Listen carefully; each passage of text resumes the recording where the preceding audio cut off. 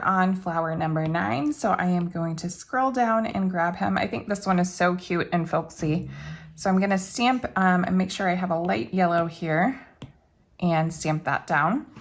Now gotta put it on its own layer. All right, so add a new layer. For you, that'll be your main layer because you won't have that example one. Stamp it right down. And now we're gonna add some details to it. So first thing we're gonna do is tap our layer and hit Alpha Lock.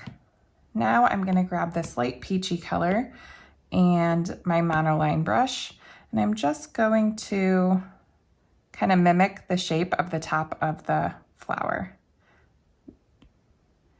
and then color that in.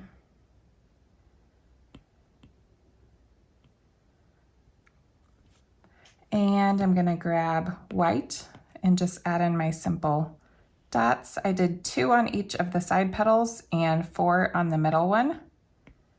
And we want to, I don't like how that's spaced. All right, so I'm gonna 2-finger tap to undo and try to space them a little more evenly. There we go. And now I want to add a new layer and drag it beneath. So add a new layer, tap and hold to drag it beneath. We are going to add a few extra petals to this one. So we will grab a darker shade of yellow and then simply add in a couple extra petals right there. And since we're already underneath the flower, we could actually do our other elements on this same layer. So I'm gonna grab this dark teal color.